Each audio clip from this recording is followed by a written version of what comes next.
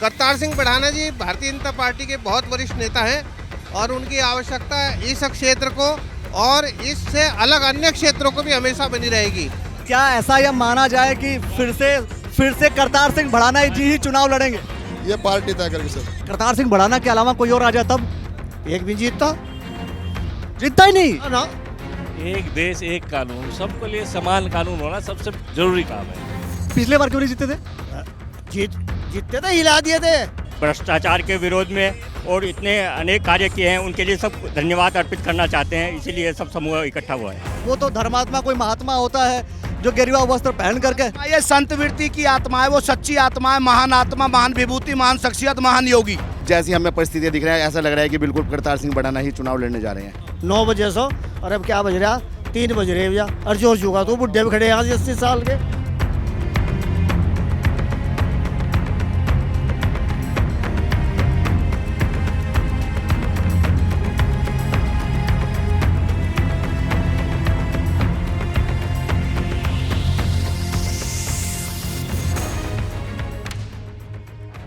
देखिए नमस्कार, आप लोग देख रहे हैं द न्यूज़ वाला नेटवर्क। आज हम हैं मंगलौर में होने वाली है धन्यवाद रैली।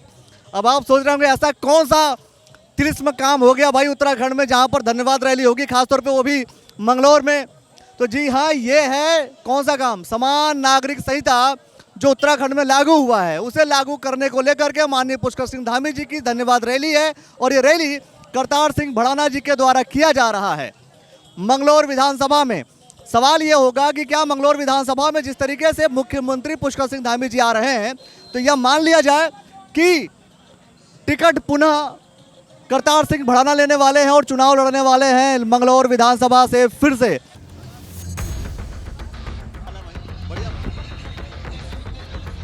ये जो धन्यवाद रैली है आप इसमें सम्मिलित हुए हैं, सवाल यह है कि धन्यवाद रैली इतने दिनों बाद करने की जरूरत पड़ रही है क्या?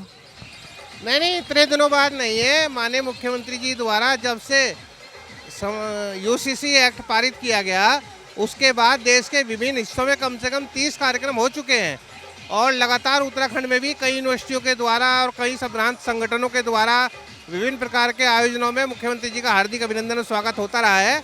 और चूँकि किसानों ने ये कहा कि हम भी अपनी तरफ से अपने लेवल से करेंगे, इसलिए आज मंगलौर में किसानों के द्वारा सम्मान समारोह हो रहा है। क्या ये भी इंडिकेट करता है कि फिर से चुनाव करतार सिंह भड़ाना लड़ेंगे 2027 का मंगलौर विधानसभा से? करतार सिंह बढ़ाना जी भारतीय जनता पार्टी के बहुत वरिष्ठ नेता हैं और उनकी आवश्यकता इस क्षेत्र को और इससे अलग अन्य क्षेत्रों को भी हमेशा बनी रहेगी। तो चुनाव छोटी चीज़ है और उनके लिए उनकी उपयोगिता इस क्षेत्र में होना बड़ी बात है। सर, आपदा को लेकर के एक सवाल है सर, आखिर उत्तराखंड में जो आपदा आती है, भूस्खलन होता है, उसका जो मुख्य कारण है क्या है, क्यों ऐसा होता है? आपदा का मुख्य कारण जो है यहाँ की प्राकृतिक रचना है।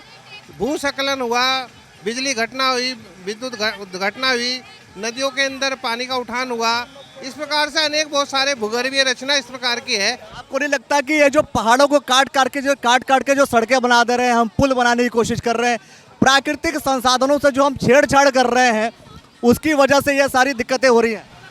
नहीं, जीवन के लिए सड़क भी आवश्यकता है।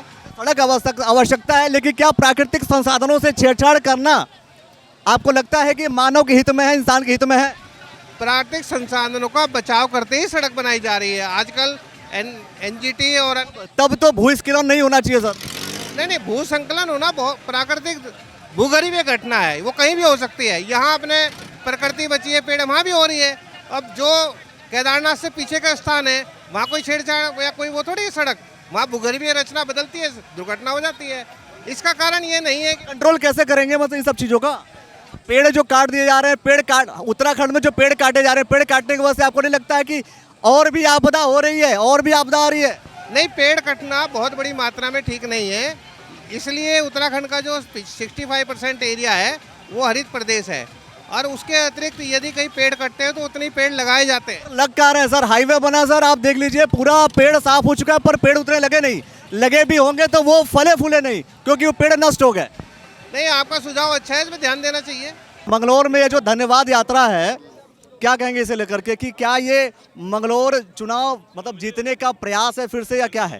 क्या है माननीय मुख्यमंत्री जो पुष्कर सिंह धामी जी प्रदेश की जनता के हित में जो निर्णय ले रहे हैं, आज मंगलौर क्षेत्र की जनता ने ये निर्णय लिया था कि माननीय मुख्यमंत्री जी का स्वागत होना चाहिए, अभिनंदन होना चाहिए। आज उसी का परिणाम है कि आज हजारों की संख्या में माननीय करतार बढ़ाना जी के नेतृत्व, हमारी पार्टी के नेताओं के नेतृत्व में माननीय मुख्यमंत्री जी का एक बहुत भव्य स्वागत करने जा रहे हैं। तो क्या ऐसा यह माना जाए कि फिर से करतार सिंह भड़ाना जी ही चुनाव लड़ेंगे? ये पार्टी तय करेगी सर। तो अभी ये तय नहीं है, क्या कहेंगे सर? मुख्यमंत्री पुष्कर सिंह धामी जी आए हुए हैं।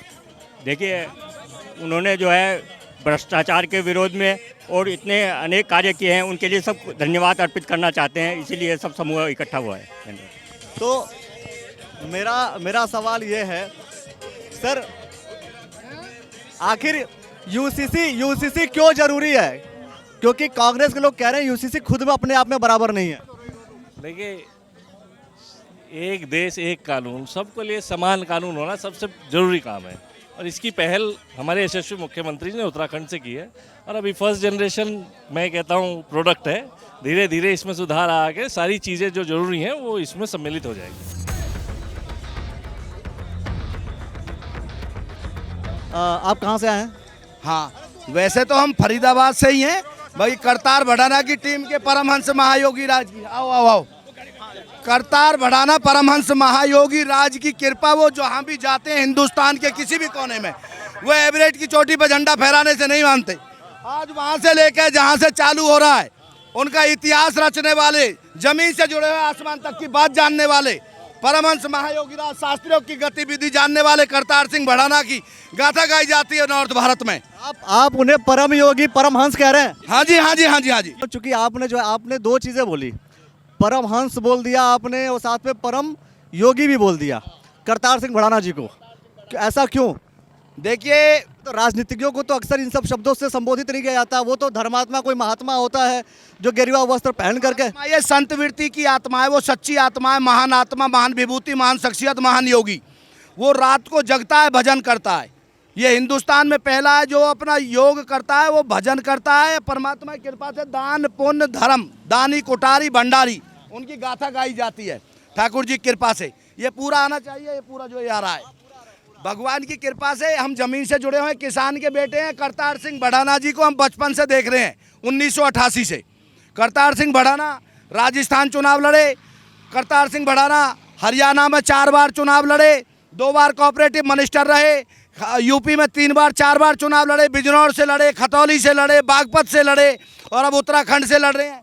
तो जमीन से जुड़े हुए आसमान तक की बात जानने वाले परमहंस महायोगी राज चौधरी करतार सिंह बढ़ाना की नॉर्थ भारत में गाथा गाई जाती है। मान लीजिए फिर चुनाव तो जीत जाना चाहिए था। अभी जो बाई इलेक्शन हुए, बाई इलेक्शन में जीत जाना चाहिए था, उपचुनाव जीत जाना चाहिए था। बाई इलेक्शन में यहाँ जो आदमी हल्दीराम भुजिया वाला जिसका नाम हो रहा था, जिस आदमी की चर्चा की विषय हो रही थी, वो परमात्मा की कृपा से उसने वो कर रखा था, कब्जा कर रखा था, आजीवन कब्जा कर रखा था। वो सबकी नज़र है पूरे नॉर्थ भारत में। आज तक जब से देश आज़ाद हुआ है, जब से आज तक वहाँ से कोई सीट नहीं निकाल पाया कोई भी आदमी। ये बताइए, मतलब ये आप इस तरीके से ही पहन करके रहते हैं? गणेश भगवान जी का पूरा है सारा, ये इस तरीके से आपने पहन कर? सब गणेश जी महाराज की, वो तो परमात्मा की कृपा है, सब ऐसे ही रहता है ठाकुर जी की कृपा से।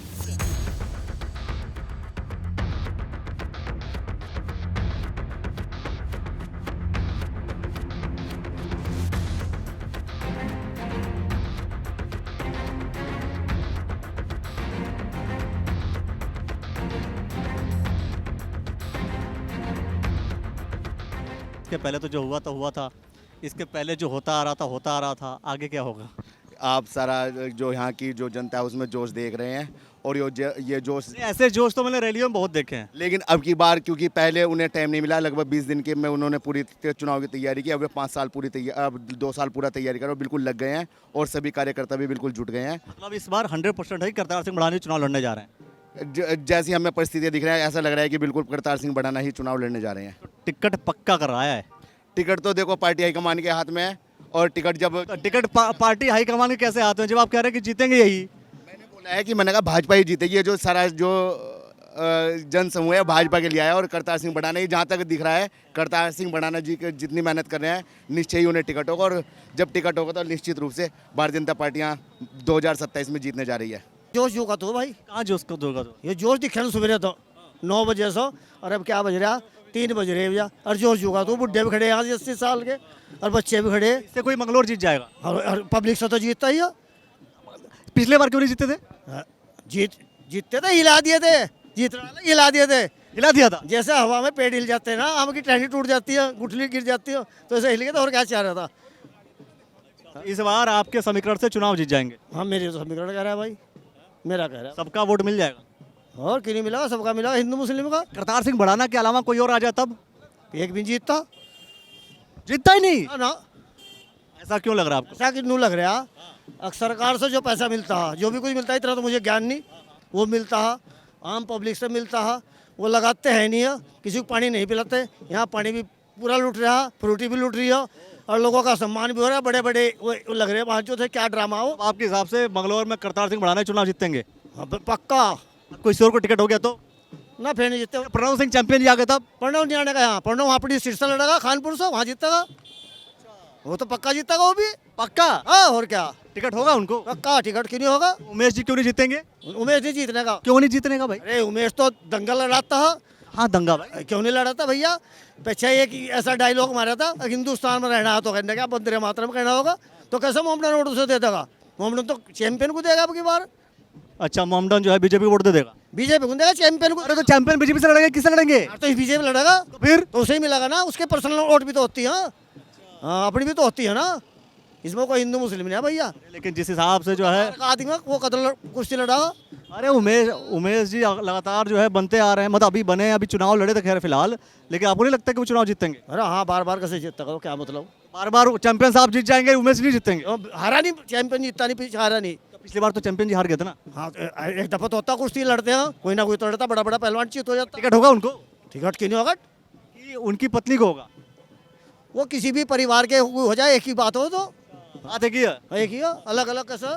तू मेरा बेटा है, मैं तेरा ताऊ हूँ, तो या तो अलग अलग थोड़ा ही हो जाएंगे, है कि नहीं जी? हाँ, अलग नहीं होने के बेटे। तो कभी कभी ऐसा होता है ना कि बेटा जो है बाप की कुर्सी छीन लेता है, और बाप जो है वो बढ़ नहीं सकता बेटा, कभी भी ना बढ़ नहीं सकता। बहुत लोगों ने छीनी होगी, नीचे गिरे हो, बहुत कहते हैं अब भाई तुम अपने अपने पिताजी को साथ रखते हो, जो समझदार होते हैं वो ये कहते हैं नहीं, मैं पिताजी के साथ रहता हूँ, मैं पिता। अब देखते हैं कि नेताओं में इतनी समझदारी है या नहीं है, देखते बात करते रहेंगे भाई। आइए।